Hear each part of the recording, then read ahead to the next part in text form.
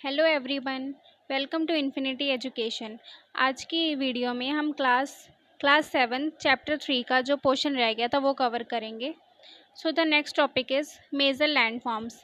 Landforms क्या होते हैं? The landscape is being continuously worn away by two processes, weathering and erosion.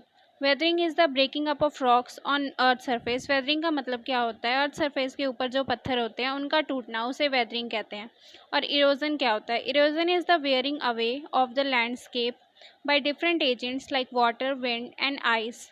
Erosion का मतलब क्या होता है? मिट्टी, पत्थर, पानी, इन सब का धरती से चले जाना, वो इरोजन होता है। The eroded material is carried away और transported by water, wind etcetera and eventually deposited. पानी के साथ जो मिट्टी, हवा होती है वो बह जाती है अपने आप, हवा से या पानी से।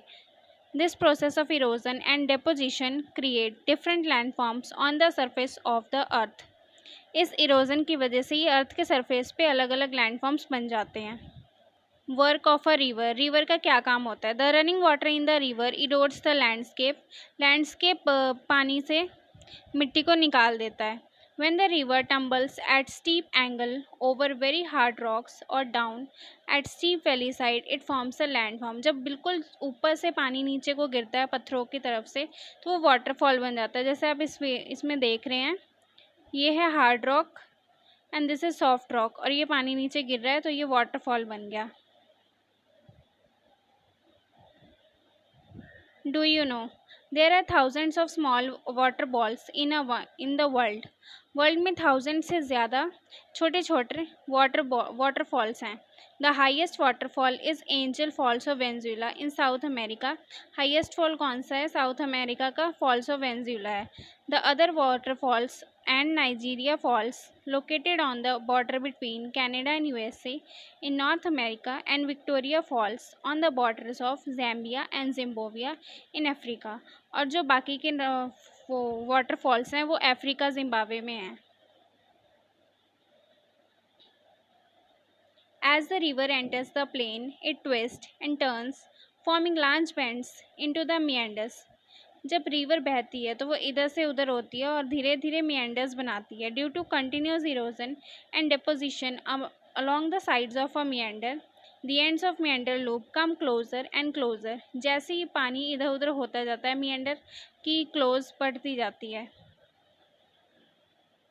In due course of time, the meander loop cuts off from the river and forms a cut-off lake। It's also called oxbow lake। Oxbow lake क्या है? ये यहाँ पे दिख रही है, जैसे ये पानी जा रहा है और यहाँ पे ये कट हो गया, इसे हम ऑक्सबो लेक कहेंगे। At times the river overflows its banks. मतलब जो नदी का किनारा होता है उससे ज़्यादा पानी आ जाता है रिवर में। This leads to flooding of a neighbouring areas. आसपास के एरिया में फ्लड आ जाता है इसकी वजह से। As it floods it deposits layer of fine soil. पतली सी मिट्टी की रेत बन जाती है। And other material called sediments along its bank. और किनारे में थोड़े थोड़े छोटे मोटे पत्थर भी आ जाते हैं। This leads to the formation of a flat fertile flood plain. इससे एक फर्टाइल लेन बन जाती है। The raised banks are called levees. जो किनारे रह जाते हैं वो लिविस होते हैं। As the river approaches the sea, the speed of the flowing water decreases. जैसे जैसे रिवर चलती जाती है, स्पीड उसकी थोड़ी थोड़ी कम होती जाती है। River begin to break up into a number of streams.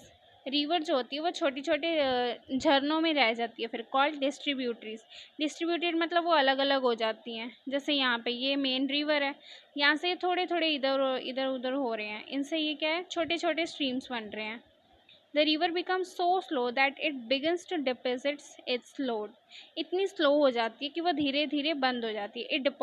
It distributary forms its own mouth. वो अपने खुद जगह बना लेते हैं। The collection of sediments from all the mouths form a delta. और उसके कलेक्शन से डेल्टा बनता है। Work of a sea waves. Sea waves का अब क्या काम होता है? सी वेव्स क्या होती हैं? जो मतलब सागर की जो नहरें होती हैं, लहरें होती हैं, उन्हें सी वेव्स कहते हैं। The erosion and the deposition of the sea waves gives rise to the coastal landforms. लहरों के बढ़ने और घटने को ही कोस्टल लैंडफॉर्म्स कहते हैं। Sea waves continuously strike at the rocks.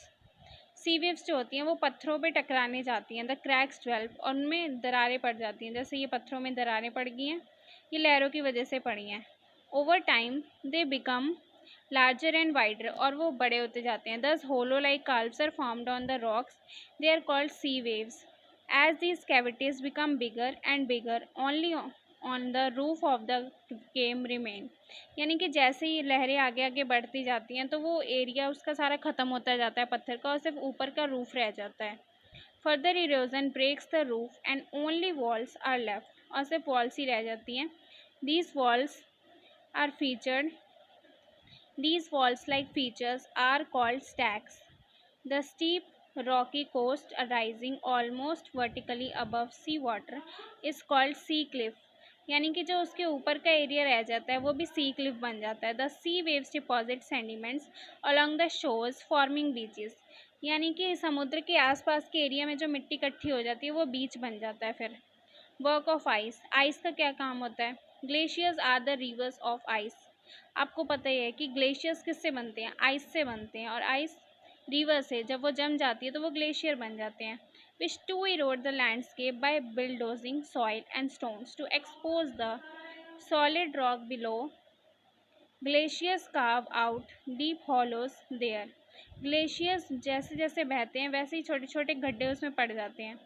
As the ice melts they get filled up with water and become beautiful lakes in the mountains।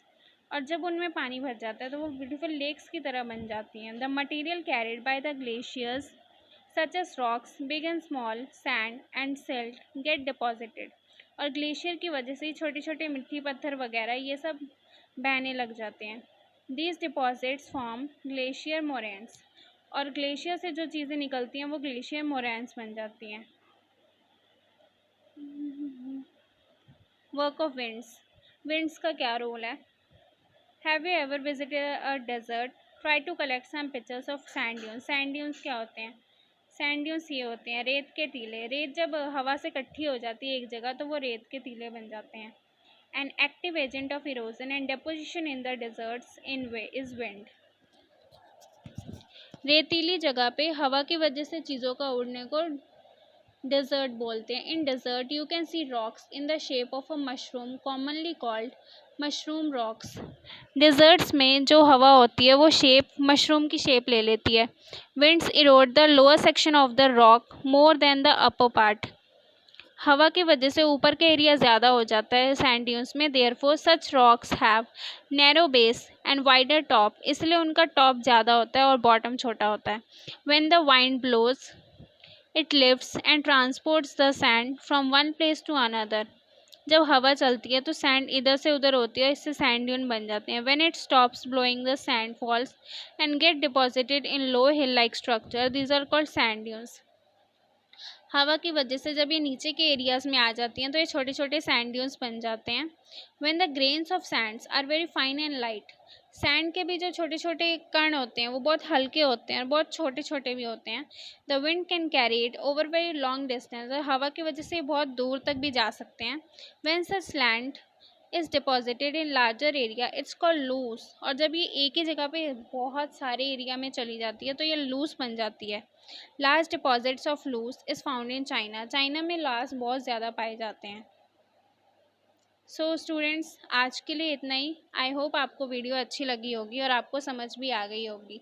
So comments में ज़रूर बताना आपको अगर कोई प्रॉब्लम हो, मैं उस पर एक सेपरेट वीडियो भी बना दूँगी। थैंक्स।